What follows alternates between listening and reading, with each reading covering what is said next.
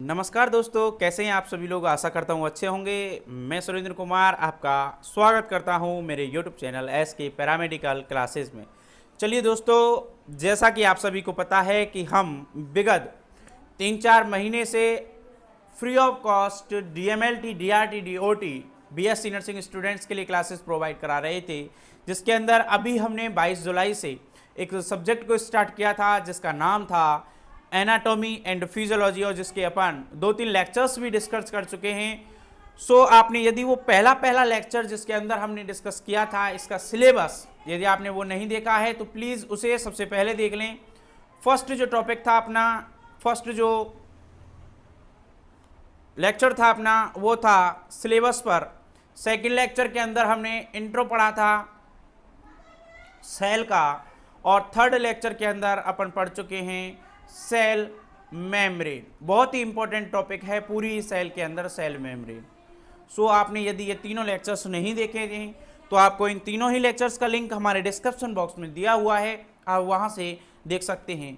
Basically मैंने जब anatomy and physiology को स्टार्ट किया था तो उसके अंदर जो अपन सिलेबस जो हमने डिस्कस किया उसके अंदर सारे अपने 10 सिस्टम्स थे, 3 बेसिक टॉपिक्स थे, और 3 बेसिक टॉपिक्स में से फर्स्ट जो अपना बेसिक टॉपिक था the cell structure and its function, वो अपन स्टार्ट कर चुके हैं।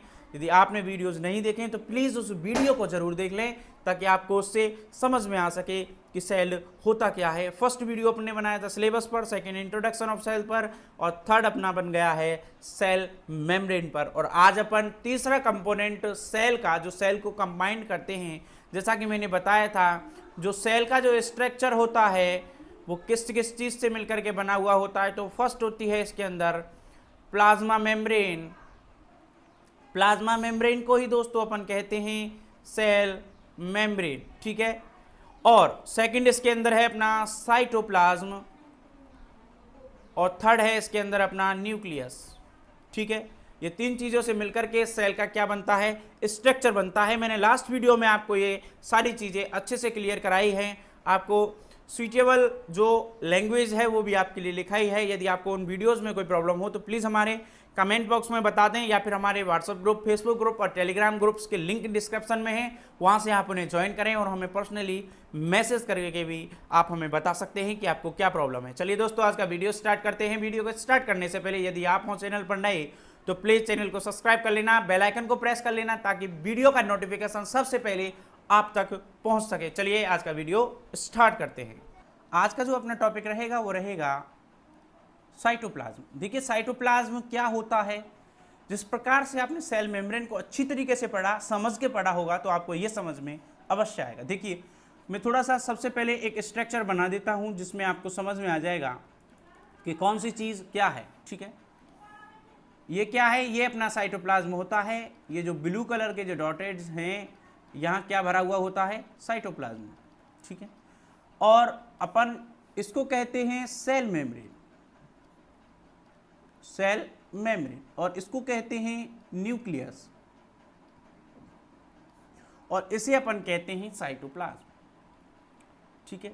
अब आपके लिए एक बात आती है कि जो साइटोप्लाज्म जो होता है वो कैसा होता है, एक जेली लाइक मटेरियल होता है जो इसके अंदर क्या रहता है, फिल रहता है। क्या रहता है, jelly like material, jelly like material, ठीक है। एक पॉइंट ये क्लियर हुआ। नेक्स्ट बात आती है कि जो ये साइटोप्लाज्म जो होता है ये एक क्लियर लिक्विड पोर्शन को क्या करता है, कंटेन करता है, ठीक है, कंटेन करता है। और जिसे अपन क्या कहते हैं, जो यहां होता है वो क्या होता है, साइटोसोल, साइटोसोल। यानी कि क्या कहा कि जो साइटोप्लाज्म जो होता है वो एक जेली लाइक स्ट्रक्चर होता है, मटेरियल होता है। डायग्राम में आप देख सकते हैं एक जेली लाइक मटेरियल, इसके अंदर न्यूक्लियस के बाहर और सेल मेम्ब्रेन के अंदर कुछ जेली लाइक मटेरियल भरा हुआ रहता है जिसे अपन क्या कहते हैं, साइटोप्लाज्म कहते हैं, ठीक है। अब बात करते हैं कि जो साइटोप्लाज्म होता है ये क्लियर लिक्विड पोर्शन को क्या करता है, कंटेन करता है, जिसे अपन कहते हैं साइटोसोल। और इसके अंदर क्या होता है, मैनी ऑर्गेनल्स भी क्या करता है, ये कंटेन करता है। ऑल्सो कंटेन, ऑल्सो क्या कंटेन करता है, मैनी ऑर्गेनल, मैनी ऑर्गेनल्स। ठीक है, अब इसमें जो ये ऑर्गेनल्स जो होते हैं इनके डिफरेंट डिफरेंट तो स्ट्रक्चर्स होती हैं, डिफरेंट स्ट्रक्चर एंड शेप। ठीक है, शेप और स्ट्रक्चर इन सारे ऑर्गेनल्स के क्या होते हैं, अलग अलग होते हैं, और इनमें से एक जो स्ट्रक्चर होता है, जो ऑर्गेनल होता है, वो न्यूक्लियस भी होता है। यानी कि न्यूक्लियस भी कहाँ स्थित होता है, अपने साइटोप्लाज्म के अंदर स्थित होता है। बात करते हैं जो इसके अंदर जो ये ऑर्गेनल्स पाए जाते हैं, जो साइटोप्लाज्म के अंदर ऑर्गेनल्स पाए जाते हैं, इनमें क्या होता है, कुछ तो लिमिटिंग मेम्ब्रेन से बाउंड होते हैं, लिमिटिंग मेम्ब्रेन। ठीक है, कुछ तो लिमिटिंग मेम्ब्रेन से क्या होते हैं, बाउंड होते हैं, और कुछ क्या होते हैं, बाउंड नॉट बाउंड। ठीक है, कुछ तो लिमिटिंग मेम्ब्रेन से बाउंड ऑर्गेनल्स पाए जाते हैं साइटोप्लाज्म के अंदर, और कुछ क्या होते हैं, नॉट बाउंडेड, एनी मतलब उनके ऊपर कोई भी लिमिटिंग मेम्ब्रेन नहीं पाई जाती है। अब बात करते हैं इस लिमिटिंग मेम्ब्रेन के बारे में कि कौन कौन से ऑर्गेनल्स लिमिटिंग मेम्ब्रेन से बाउंड होते हैं। तो हेडिंग लगा लें आप, लिमिटिंग मेम्ब्रेन बाउंड ऑर्गेनल्स। ठीक है, इसके अंदर अपन बात करें तो इसके अंदर सबसे पहले अपन बात करेंगे ईआर की। ईआर मतलब क्या होता है, एंडोप्लाज्मिक रेटिकुलम। ठीक है, इसके अंदर सबसे पहला जो ऑर्गेनल होता है जो कि लिमिटिंग मेम्ब्रेन से बाउंड होता है, वो होता है एंडोप्लाज्मिक रेटिकुलम। अब बात करते हैं एंडोप्लाज्मिक रेटिकुलम कहाँ पाई जाती है, साइटोप्लाज्म के अंदर पाई जाती है, जैसा कि मैंने अभी आपको बताया। नेक्स्ट इसके अंदर होती है गोल्जी एपरेटस, गोल्जी एपरेटस। ठीक है, आपने पढ़ा होगा गोल्जी एपरेटस पोस्ट ऑफिस होती है सेल मेम्ब्रेन की। लाइसोसोम, ये भी क्या होता है, लिमिटिंग मेम्ब्रेन से बाउंड होता है। पेरोक्सिसोम, ये भी लिमिटिंग मेम्ब्रेन से बाउंड होता है। और सेंट्रियोल आपने पढ़ा होगा, सेंट्रियोसोम या सेंट्रियोल्स। नेक्स्ट इसके अंदर आता है अपना सीक्रेटरी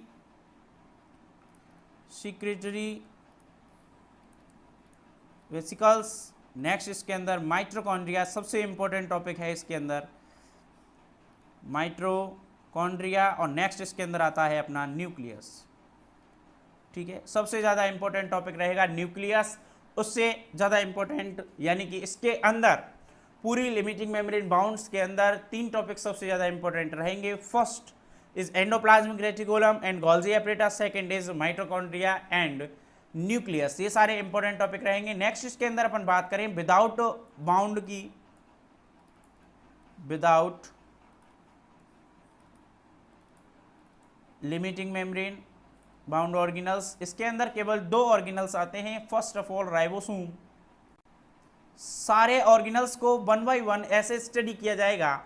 सबसे पहले उसके बारे में बताया जाएगा, फिर उसके फंक्शंस के बारे में बताया जाएगा, बिल्कुल इजी वे में। ये जो आपके लिए यहाँ बनाया जा रहा है, आपको जो अभी स्क्रीन पर दिखाई दे रहा है, ये क्या है, शॉर्ट नोट्स होते हैं। इनको आप शॉर्ट नोट के रूप में भी लिख सकते हैं, और यदि आप इस प्रकार से लिख लेंगे तो आपको एक पूरा जाल जो होता है, यानी इतनी बड़ी थ्योरी आपको इन कुछ पॉइंट्स से क्या हो जाती है, क्लियर हो जाती है।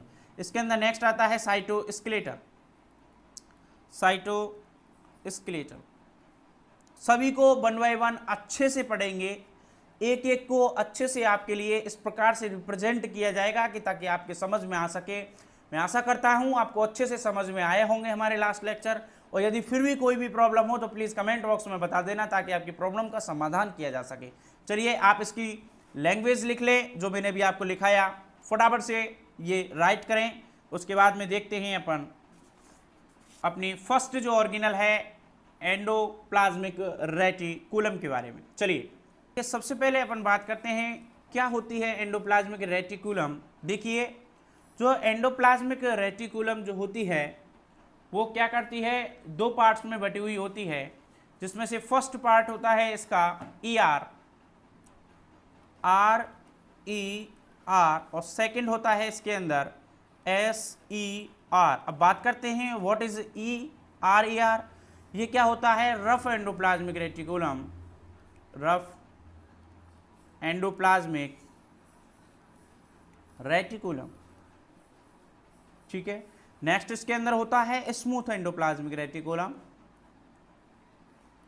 Endoplasmic reticulum. ठीक है, जो ये रेटिकुलम्स, जो एंडोप्लाज्मिक रेटिकुलम जो ईआर होती है, ये डिपेंड करती है एक्टिविटी ऑफ द सेल। ये किसके ऊपर डिपेंड करती है? डिपेंड अपॉन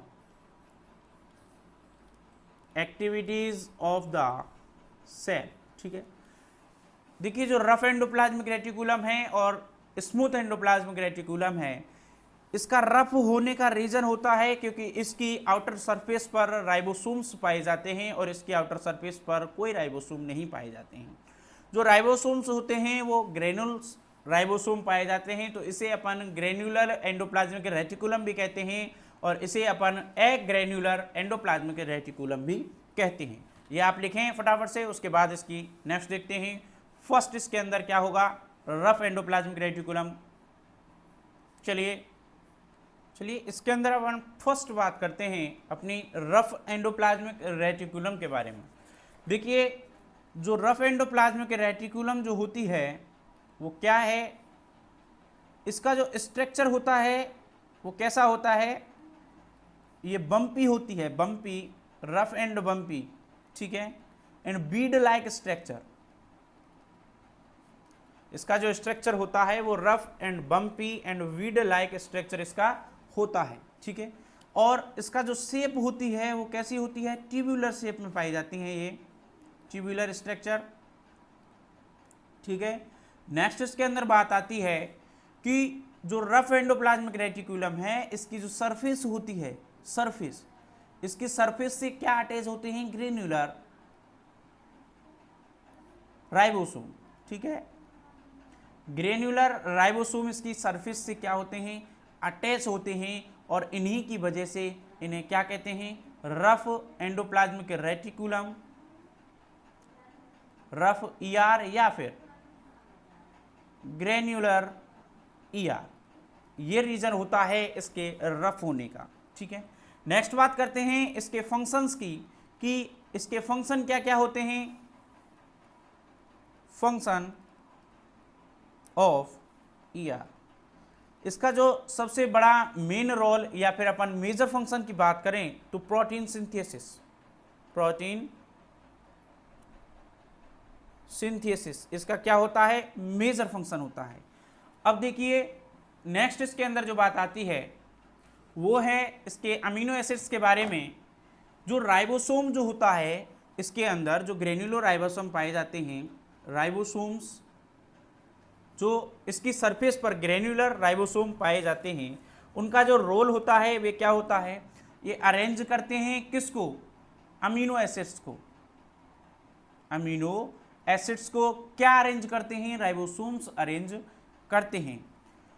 फिर जो ये राइबोसोम होते हैं, यह क्या करता है? स्मॉल यूनिट्स ऑफ प्रोटीन में क्या कर देता है? ट्रांसपोर्ट कर देता है किसी भी मॉलिक्यूल का। स्मॉल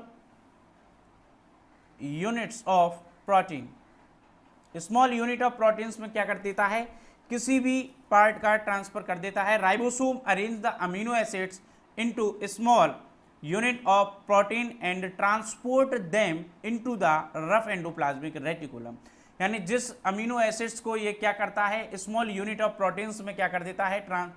तोड़ देता है, तो ये ट्रांसफर करता है किस, कहां पर? रफ एंडोप्लाज्मिक रेटिकुलम तक।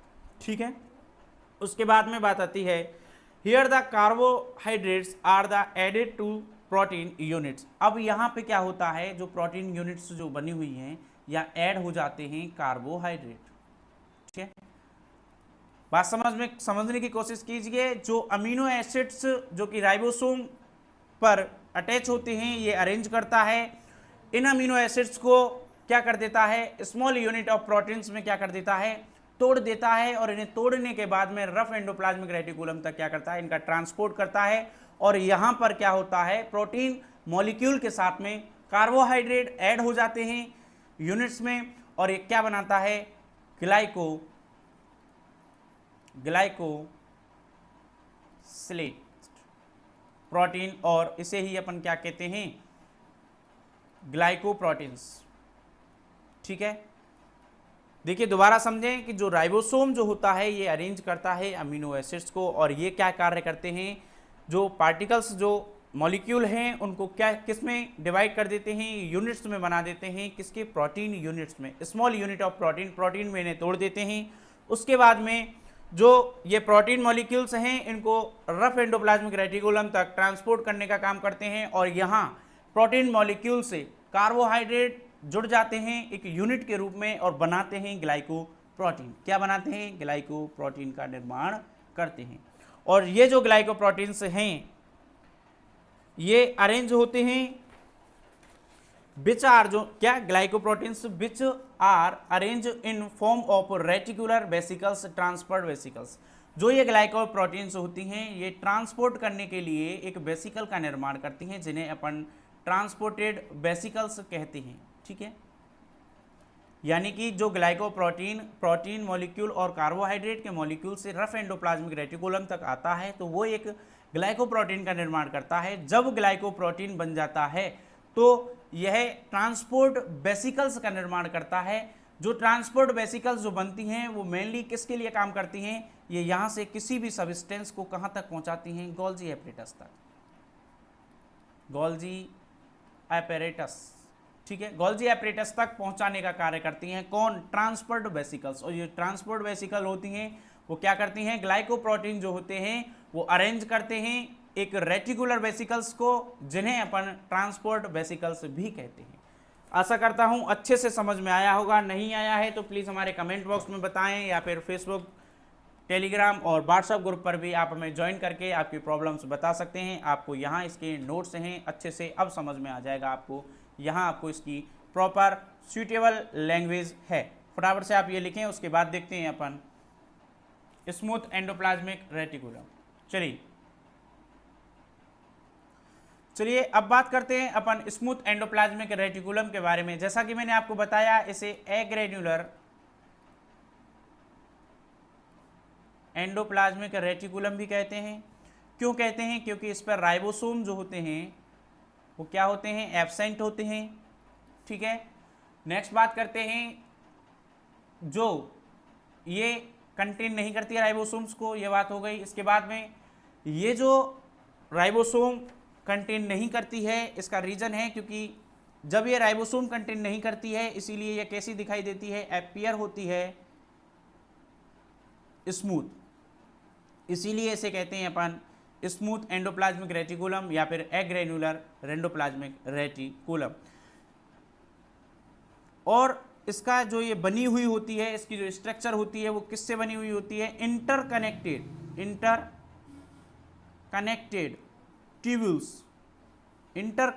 ट्यूब्यूल्स से इसकी क्या होता है, फॉर्म होती है, इसीलिए इसे अपन ट्यूबुलर एंडोप्लाज्मिक रेटिकुलम भी कहते हैं।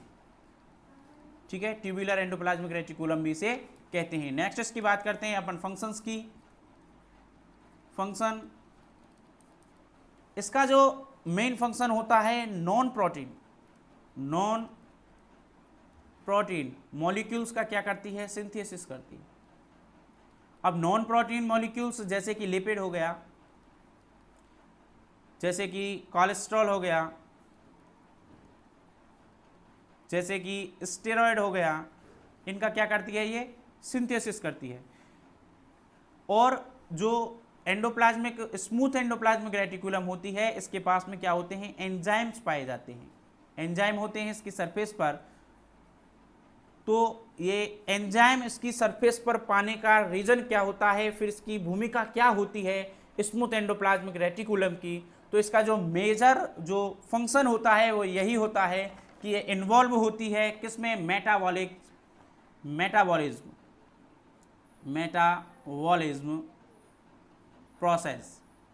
ठीक है, समझ में आ गया कि जो स्मूथ एंडोप्लाज्मिक रेटिकुलम जो होती है उसकी सरफेस पर एंजाइम्स पाए जाते हैं, कई प्रकार के एंजाइम पाए जाते हैं, और इन एंजाइमों की वजह से ही इसका ये मेजर फंक्शन होता है कि यह जो हमारी चय उपापचय क्रियाएं होती हैं, यानी मेटाबॉलिज्म रिएक्शन कहते हैं या मेटाबॉलिज्म प्रोसेस कहते हैं, उनमें भी ये इन्वॉल्व होती है। चलिए आप ये लिखें इसकी लैंग्वेज, फटाफट से लिख लें इसको।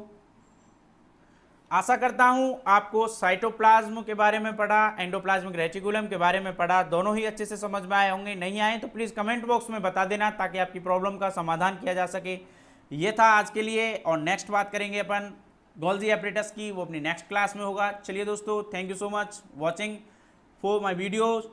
यदि आप चैनल पर नए हो तो प्लीज़ सब्सक्राइब कर लेना, बेल आइकन को प्रेस कर लेना ताकि वीडियो का नोटिफिकेशन पहुंच सके आप तक सबसे पहले, और अपने दोस्तों को भी शेयर कर देना। Thank you so much.